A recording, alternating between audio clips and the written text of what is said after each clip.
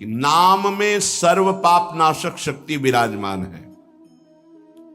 त्रिभुवन में कोई भी ऐसा पापी नहीं है जो पवित्र होकर भगवत प्राप्ति न कर सके। इस शब्द को लिख लो, क्योंकि बहुत लोग ये प्रश्न करते हैं आकर कि हमसे ऐसे पाप हो गए कि हमारी भी पाप मोचन हो जाएगा, भगवत प्राप्ति हो जाएगी, पक्का हो जाएगी।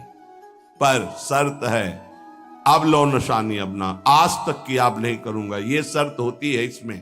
अगर फिर तो प्लस हो जाएगा पीछे से, और अगर नहीं तो सब भस्म हो जाएगा।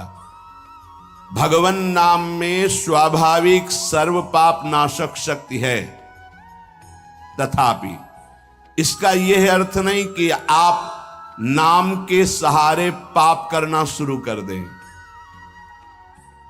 भगवन नाम जैसी परम पावन शक्ति का प्रयोग इस पापाचरण में ना करें कि नाम से पाप नष्ट हो जाते हैं, हम खूब पाप करें और नाम जप कर लेंगे।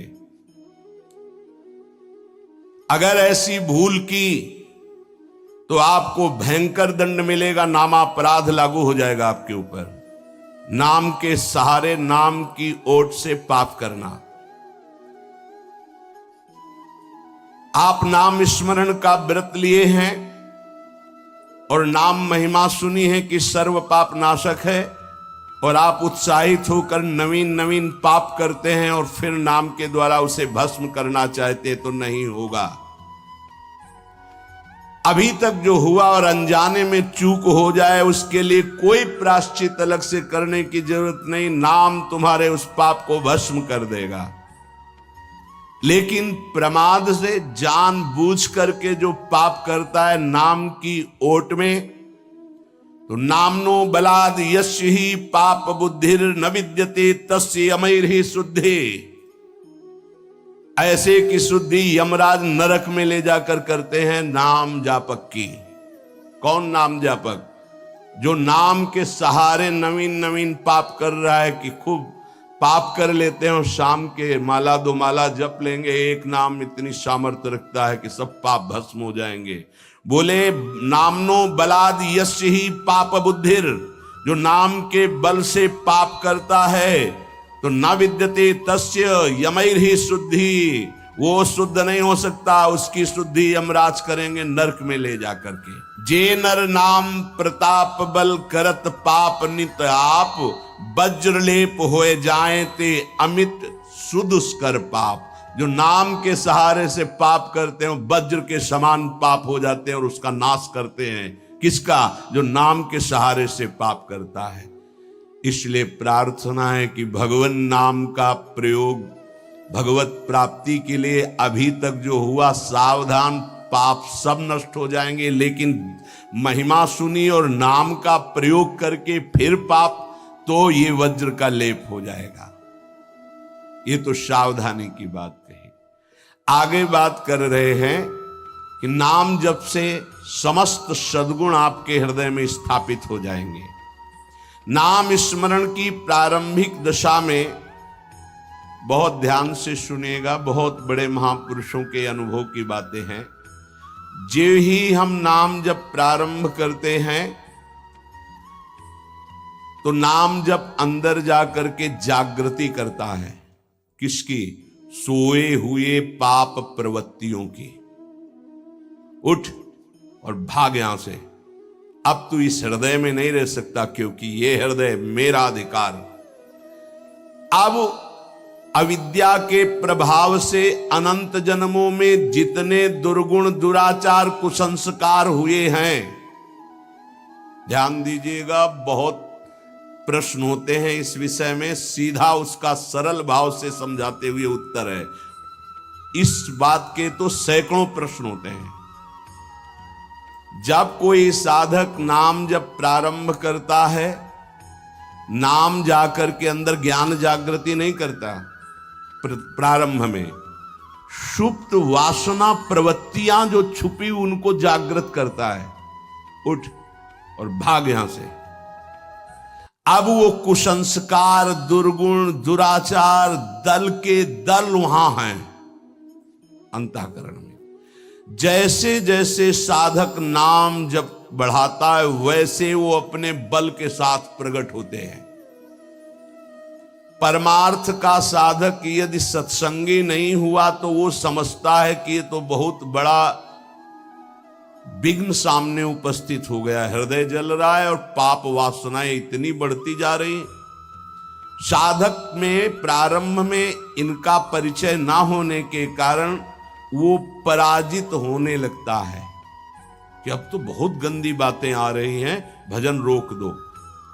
अतएव साधक घबराए नहीं, इन विकारों के अधीन न हो, नाम जप रूपी परम साधन छोड़े नहीं।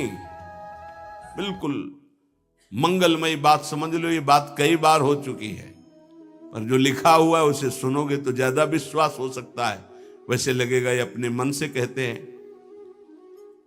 साधक प्रारंभ में पराजित करने की सामर्थ्य नहीं रखता, अतएव घबरा करके इनका परिचय ना जानने के कारण वो या तो इनके अधीन होकर फिर गलत कार्य करने लगता है या भयभीत होकर साधन नाम जप करना छोड़ देता है।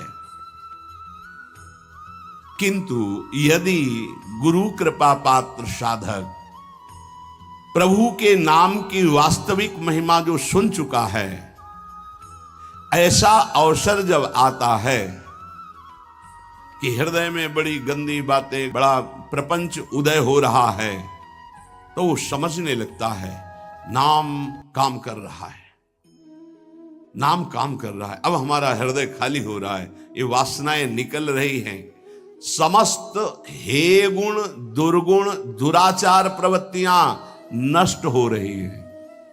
बार बार वही हमने अनंत जन्मों में किया, इसलिए बार बार वही आ रहा है, आ नहीं रहा, वो जा रहा है, हर वृत्ति जा रही है। अतएव और नाम उच्चारण बढ़ाए और सत्संग सुने, जिससे हिम्मत बनती जाएगी, घबराओगे नहीं। बड़ा भारी युद्ध है, एक दिन में सब डिलीट नहीं हो जाएंगे, धीरे धीरे सहत सहत बाढ़े भगति ग्रह तन गुरु हितगार। जिन गुणों से भगवान रीझते हैं, ध्यान देना, एक विकार गया एक गुण आ गया, वो विकार की वृत्ति गई दूसरा गुण आ गया, खाली नहीं रखता। ये बड़े काम की बात है। जैसे जैसे नाम जब चलेगा, दुर्गुण दुराचार दुर्विचार पाप प्रवृत्ति खाली हुई, उतने में सद्गुण सदाचार आके बैठ गया कि अब दोबारा उसको जगह नहीं मिलेगी, और धीरे धीरे वो पूरे के पूरे दुर्गुण दुराचारों को हटा करके साधक में सद्गुण सदाचार स्थापित कर देता है। नाम, पहला प्रभाव नाम का। साधक को ये बात ध्यान रखनी है कि ये दो वृत्तियां आपके अंदर प्रारंभ में होंगी, दोषापनयन और गुणाधान। दोषापनयन, जो दोष वृत्तियां हैं उनको निकलना और उनकी जगह में सद्गुण सदाचार स्थापित करना, ये नाम करेगा। तुम्हें चुप रहना है, राधा राधा राधा राधा राधा राधा। विचलित नहीं होना कि मन बहुत हमारा परेशान करता है, बहुत विकार आ रहे हैं, अब कैसे रहूं। आपने उनकी सत्ता दे दी, अब वो नहीं निकलेंगे। खुशी मनाओ, गंदी बातें निकल रही हैं। पर साधक कैसे खुशी मनावे? वो तो मन में तदात्म है, तो मन में जलन हो रही है और वो निकल रहे हैं तो वो समझ रहा है आ रहे हैं, और फिर वो उनसे या तो द्वेष कर बैठता है या तो राग। द्वेष कर बैठा, क्यों आ रहे हैं, क्यों ऐसा ऐसा, उनकी सत्ता दृढ़ हो रही, और या फिर उसी आचरणों में लग जाता है तो रागात्मक या द्वेषात्मक वृत्ति से वो टिक जाते हैं, खाली नहीं हो पाते। इसीलिए लंबा समय निकल जाता है, कोई लाभ उसको समझ में नहीं आता।